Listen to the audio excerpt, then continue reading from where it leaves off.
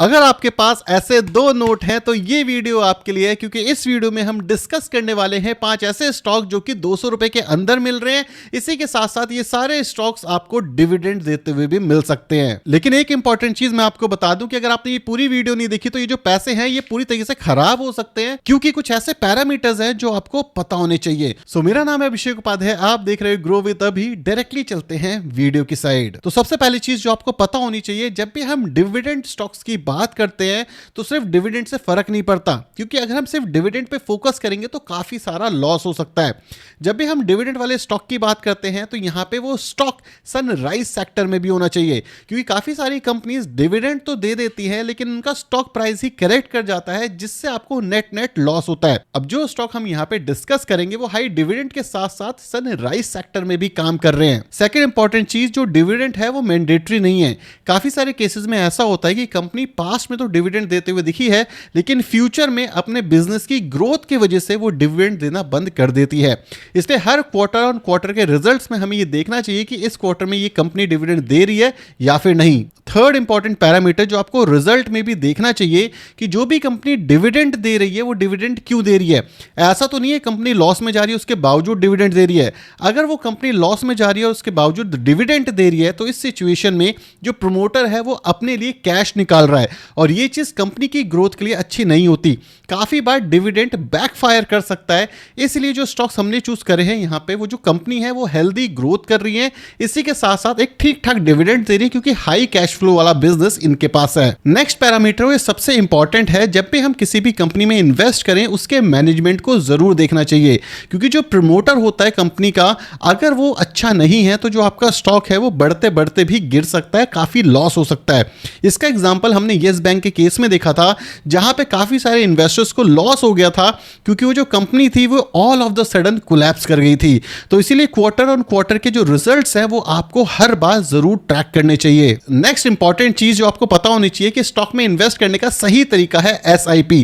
काफी सारे trading platform इस समय पे अवेलेबल हैं जो आपको एसआईपी का बेनिफिट देते हैं स्टॉक के अंदर भी। और एसआईपी एक्चुअली सबसे बेस्ट क्यों है? जब स्टॉक का प्राइस ऊपर हो या फिर नीचे, हम हमेशा धीरे धीरे करके स्टॉक बाय करते रहते हैं। इससे हमें एवरेज आउट के बेनिफिट मिल जाते हैं और यहाँ पे जो रिस्क होता है वो भी हम मिटिगेट कर देते हैं। अगली चीज जो कि बहुत ही ज्यादा इंपॉर्टेंट है कि ये सारे के सारे स्टॉक जो हम यहाँ डिस्कस करेंगे ये लॉन्ग टर्म पर्सपेक्टिव से काफी अच्छे हैं, क्योंकि सनराइज सेक्टर में काम करते हैं। तो अगर हम किसी भी स्टॉक या म्यूचुअल फंड में इन्वेस्ट करते हैं तो हमें टाइम फ्रेम कम से कम 5 से 10 साल का लेकर के चलना चाहिए, ताकि हमारा जो रिस्क है वो कम से कम हो जाए, लेकिन क्वार्टर ऑन क्वार्टर के रिजल्ट्स भी हमें रेगुलर बेसिस पे चेक करते रहने चाहिए। लास्ट इंपॉर्टेंट फैक्टर जो आपको पता होना चाहिए, आपके रिस्क मिटिगेशन के काम आएगा, कि स्टॉक का प्राइस एक्चुअली मैटर करता ही नहीं है कि वो 200 रुपए का है या 1000 रुपए का, कंपनी मैटर करती है। अगर हम बात करें तो एमआरएफ का स्टॉक 1.5 लाख के आसपास मिल रहा है, लेकिन क्या ये सबसे बड़ी कंपनी है इंडिया की? नहीं, सबसे बड़ी कंपनी रिलायंस है, उसका स्टॉक प्राइस 1300 के आसपास है। तो जो स्टॉक का प्राइस है उससे फर्क ही नहीं पड़ता कि कंपनी बड़ी है या छोटी। अगर कंपनी स्टॉक को स्प्लिट कर रही है बार बार तो स्टॉक प्राइस कम रहेगा, अगर कंपनी स्टॉक को स्प्लिट नहीं कर रही तो स्टॉक का प्राइस बढ़ जाएगा। तो चाहे स्टॉक का प्राइस 200 रुपए के अंदर हो या फिर 1000 रुपए का, कंपनी अच्छी होनी चाहिए अगर हमें लॉन्ग रन में अच्छी ग्रोथ देखनी है अपने पोर्टफोलियो में। तो स्टॉक के नाम जानने से पहले ये डिस्क्लेमर पढ़ लो, ये वीडियो सिर्फ एजुकेशन पर्पस के लिए है, यहाँ पे कोई भी बाइंग और सेलिंग रिकमेंडेशन नहीं है, और मैं सेबी रजिस्टर्ड रिसर्च एनालिस्ट नहीं हूं। तो बिना टाइम वेस्ट करे डायरेक्टली चलते हैं वीडियो की साइड। तो सबसे पहले स्टॉक की बात करें तो वो ऐसी कैटेगरी में से आता है जिसके ऊपर इंडिया चल रहा है। वो कौन सी चीज है? वो है तेल। अगर हम तेल कंपनी की बात करें तो ये एक सनराइज सेक्टर है। अभी हम बात कर रहे हैं रिन्यूएबल एनर्जी की, लेकिन जो आने वाले 5-6 साल है जो हमारी ऑयल कंपनी है वो तो कहीं नहीं जा रही।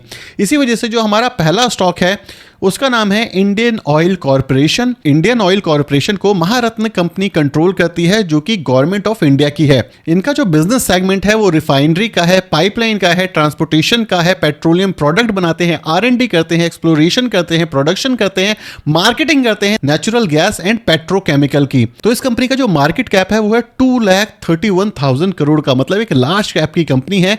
स्टॉक का PE 9.48 का है, ROCE 7.36 और ROE 6.5, डेट टू इक्विटी 0.74 के आसपास है। मतलब इस कंपनी के ऊपर डेट भी काफी ज्यादा कम है। रिटर्न ऑन एसेट 2.47 और प्राइस टू बुक 1.17 के आसपास है। मतलब जो ग्रोथ है वो आपको कंसिस्टेंट दिखती है। अगर हम इस स्टॉक की लास्ट एक साल की परफॉर्मेंस देखिए तो ये स्टॉक सिर्फ और सिर्फ कंसोलिडेट कर रहा है, जो कि अच्छी बात है क्योंकि मार्केट में इतनी बड़ी गिरावट है फिर भी ये स्टॉक गिरा नहीं है बहुत ज्यादा। अगर हम इस कंपनी के रिजल्ट्स की बात करें तो ईयर ऑन ईयर लेवल पे जो टॉप लाइन ग्रोथ है वो आपको कंसिस्टेंसी के साथ ऊपर जाते हुए दिखी है। इसी के साथ साथ जो बॉटम लाइन ग्रोथ है वो भी आपको डिसेंट लेवल पे ऊपर जाते हुए दिखी है। इस कंपनी के प्रॉफिट एंड लॉस डिपेंड करते हैं क्रूड ऑयल प्राइस के ऊपर। अगर इंटरनेशनल मार्केट के अंदर क्रूड ऑयल के प्राइस बढ़ जाते हैं तो इस कंपनी पे एक मेजर प्रेशर आता है जिससे इसके प्रॉफिट मार्जिन कंप्रेस कर जाते हैं। अगर हम शेयर होल्डिंग पैटर्न देखें तो यहाँ पे 51% स्टेक प्रमोटर का है जो कि प्रेसिडेंट ऑफ इंडिया है। वहीं पे जो FII हैं ये कंसिस्टेंसी के साथ अपना स्टेक बढ़ा रहे हैं इस कंपनी के अंदर और DII भी कंसिस्टेंसी के साथ अपना स्टेक बढ़ा रहे हैं। वहीं पे जो रिटेल इन्वेस्टर है उनके हाथ से ये स्टॉक जा रहा है और अभी रिटेल इन्वेस्टर सेल कर रहा है। अगर हम इस स्टॉक के डिविडेंड की बात करें तो अप्रॉक्सीमेटली 2 से लेकर के 5% के बीच में घूमता रहता है, कभी ज्यादा कभी कम, डिपेंडिंग ऑन इसके क्वार्टर के रिजल्ट्स कैसे आ रहे हैं और कंपनी कैसे परफॉर्म कर रही है। और ये जो कंपनी है ये हमारी सरकारी कंपनी है तो यहाँ पे बैंकरप्सी के चांसेस ऑलरेडी कम हो जाते हैं। अब बात करते हैं अपने दूसरे स्टॉक की जो कि आता है बैंकिंग सेक्टर से। अगर हम इंडिया की ग्रोथ स्टोरी पे बिलीव रखते हैं कि इंडिया आने वाले टाइम पे ग्रो करेगा, सुपर पावर बन सकता है, तो इस सिचुएशन में जो हमारे बैंकिंग स्टॉक्स हैं ये काफी ज्यादा अच्छे कर सकते हैं क्योंकि कोई भी नेशन अगर बड़ा बन रहा है तो उसके बैंक को बाय डिफॉल्ट बड़ा बनना पड़ेगा। और अगर आप रिसेंटली इंडियन न्यूज को देखोगे तो हमारी गवर्नमेंट भी चाहती है कि काफी सारे बैंक्स को मर्ज करके एक बड़ा बैंक बनाया जाए ताकि हम इंटरनेशनल लेवल पर भी ग्रो कर पाए। और रिसेंटली एक ऐसा ही बैंक है जिसका मर्जर हुआ था कॉर्पोरेशन बैंक के साथ और इस बैंक का नाम है यूनियन बैंक ऑफ इंडिया। अगर हम इस कंपनी की बात करें तो 1,16,000 करोड़ का मार्केट कैप है इस कंपनी का। स्टॉक का PE 6.31, स्टॉक का PE 6.31, ROC 6.72 और ROE 17 है। सबसे ज्यादा इंपॉर्टेंट होता है बैंक्स के अंदर प्राइस टू बुक और रिटर्न ऑन एसेट देखना। रिटर्न ऑन एसेट ये होता है कि कितना पैसा इन्होंने दिया है और एसेट क्वालिटी कैसी है, तो ये हमें बता रहा है 1.24 और प्राइस टू बुक 0.93। मतलब ये बैंक इस समय पे हमें सस्ता दिख रहा है क्योंकि रिटर्न ऑन एसेट ज्यादा है। 1 से ऊपर रिटर्न ऑन एसेट अच्छा होता है और अगर 1 से नीचे प्राइस टू बुक है तो ये एक बेस्ट कॉम्बिनेशन बना देता है किसी भी बैंक और NBFC के लिए। अगर हम प्रॉफिट एंड लॉस स्टेटमेंट की बात करें तो यहाँ पे जो टॉप लाइन ग्रोथ है वो कंसिस्टेंसी के साथ बढ़ रही है और जो हमारी नेट प्रॉफिट मतलब बॉटम लाइन ग्रोथ है वो भी आपको कंसिस्टेंसी के साथ होते हुए दिख रही है। और बैंक्स के अंदर अगर हम EPS ग्रोथ की बात करें तो EPS ग्रोथ भी हमें यहां पर दिख रही है। मेजर इशू यहां पे आता है NPA का और वो इस समय पे सारे बैंकिंग और NBFC सेक्टर में हमें दिख रहे हैं। शेयर होल्डिंग पैटर्न में प्रमोटर हमारे प्रेसिडेंट ऑफ इंडिया है, मतलब सरकारी हमारी ये कंपनी है। FII DII यहां पे आपको उनका इंटरेस्ट दिख रहा है क्योंकि FII की होल्डिंग कंसिस्टेंसी के साथ बढ़ रही है, वहीं पे जो DII है वो भी कांस्टेंट होल्डिंग रखता है। लेकिन जो पब्लिक है वो इस कंपनी से एग्जिट कर रही है। मतलब ये है कि ये जो स्टॉक है यहाँ पे जो पावर है वो स्ट्रॉन्ग हैंड में है और ऐसी ही कंपनी हमें चाहिए होती है क्योंकि जहाँ पे रिटेल इन्वेस्टर्स काफी ज्यादा होते हैं वहां पे गिरावट काफी ज्यादा होती है, स्टॉक में वोलेटिलिटी काफी ज्यादा बढ़ जाती है। और कुछ साल पहले कॉर्पोरेशन बैंक यूनियन बैंक के अंदर मर्ज हो गया था, इससे इस बैंक का जो मार्केट कैप है वो भी काफी ज्यादा बढ़ चुका है। अब जब सरकारी कंपनी और सरकारी बैंकों की बात हो चुकी है तो अगले बैंक्स को कैसे भूल जाएं क्योंकि इसकी परफॉर्मेंस काफी ज्यादा बढ़िया है, इसका मैनेजमेंट काफी ज्यादा बढ़िया है। इस कंपनी का नाम है कैनरा बैंक। इस समय पे अगर आप इस PSU को देखोगे तो इसका मार्केट कैप 1,33,000 करोड़ के आसपास है। आगे जाने से पहले एक और चीज मैं आपको बता दूं, जैसे मैंने स्टार्टिंग में बोला था स्टॉक प्राइस तो 200 के अंदर है, इसका मतलब ये नहीं है कि ये स्मॉल कैप की कंपनी है, कंपनियां बड़ी हैं, लार्ज कैप की कंपनियां हैं। स्टॉक का PE 6.95, रिटर्न ऑन एसेट 1.08 का है, प्राइस टू बुक 1.15 का, मतलब फेयर वैल्यूएशन के आसपास ये कंपनी दिख रही है।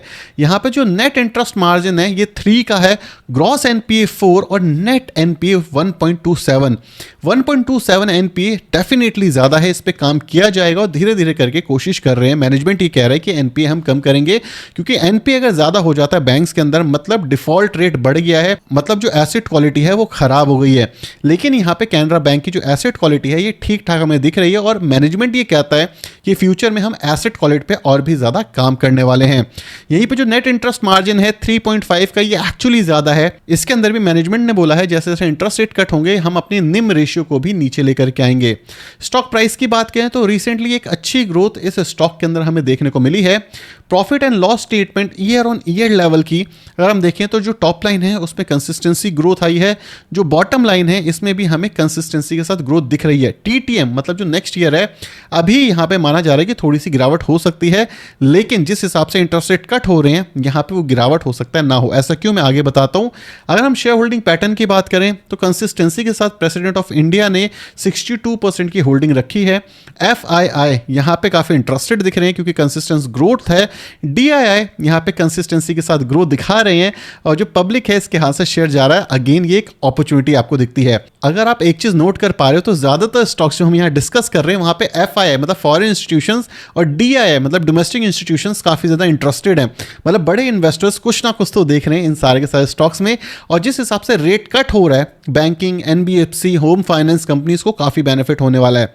अभी तक वीडियो पसंद आ रही है तो पहले वीडियो को लाइक और चैनल को सब्सक्राइब कर दो और मुझे बताना कि कौन सी अगली वीडियो चाहिए आपको।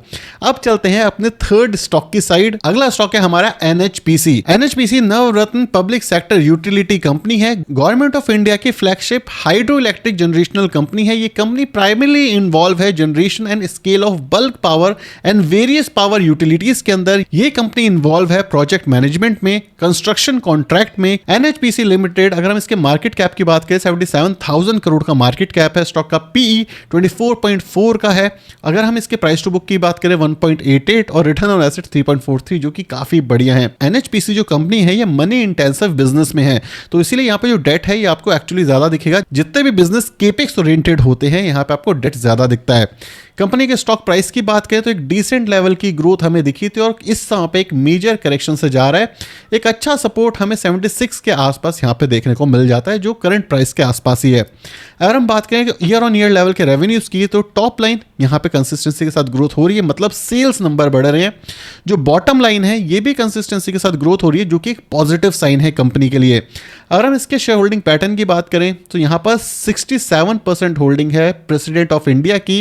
एफआईआई काफी इंटरेस्टेड दिख रहा है यहाँ पे, डीआईआई काफी इंटरेस्टेड दिख रहा है यहाँ पे, और जो पब्लिक की होल्डिंग है वो कंसिस्टेंसी के साथ कम हो रही है जो अगेन एक पॉजिटिव साइन है क्योंकि जो बड़े इन्वेस्टर्स हैं वो इंटरेस्टेड हैं इन कंपनीज के अंदर। आई होप अभी तक आप डिविडेंड देख रहे हो क्योंकि स्क्रीन के ऊपर मैं डिविडेंड के नंबर मेंशन कर दे रहा हूं। अब बात करता हूं एक ऐसी इंडस्ट्री के बारे में जो मुझे काफी ज्यादा पसंद है और मार्केट ये बता रहा है कि ये इंडस्ट्री काफी तेजी से ग्रो कर रही है। अप्रॉक्सीमेटली 15% कैगर से ये गवर्नमेंट की रिपोर्ट हमें बताती है।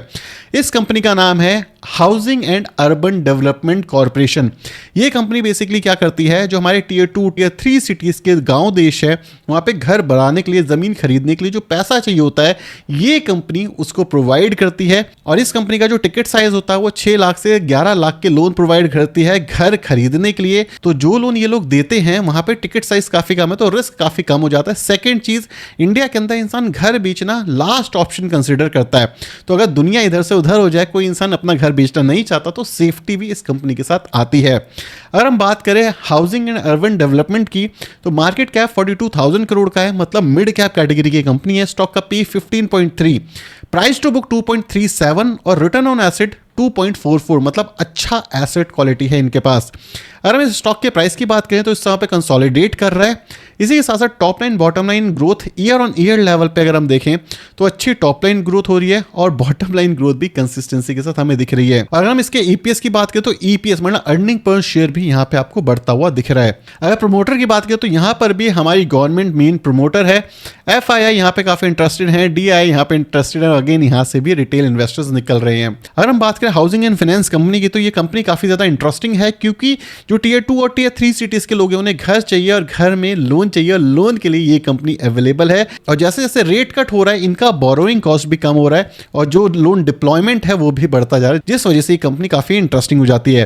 लेकिन जितनी भी लोन वाली कंपनी होती है, चाहे वो बैंक्स हो, एनबीएफसीज हो, वहां पे एनपीए सबसे इंपॉर्टेंट चीज है। अगर एसेट क्वालिटी खराब होती है तो ये सारे स्टॉक्स बहुत बड़े तरीके से क्रैश कर सकते हैं। तो इन सारे के सारे स्टॉक को आपको अपनी वॉच लिस्ट में जरूर रखना चाहिए और एनालिसिस के बाद अगर आप चाहो, आपकी मर्जी हो, आपका एडवाइजर ये एडवाइस करे तो आप पोजीशन बिल्ड कर सकते हो डिपेंडिंग ऑन आपकी एनालिसिस क्या कहती है। क्योंकि ये वीडियो सिर्फ एजुकेशन पर्पस के लिए कोई बाइंग और सेलिंग रिकमेंडेशन नहीं है, तो अपनी रिसर्च के बाद ही इन्वेस्ट करना अगर आप इन्वेस्ट करना चाहते हो तो। वीडियो पसंद है वीडियो को लाइक और चैनल को सब्सक्राइब कर देना। Thank you so much for watching this video, bye bye. अभी तक वीडियो पसंद आई तो चैनल सब्सक्राइब और वीडियो को लाइक कर दो, और भी ऐसी वीडियोस आने वाली हैं।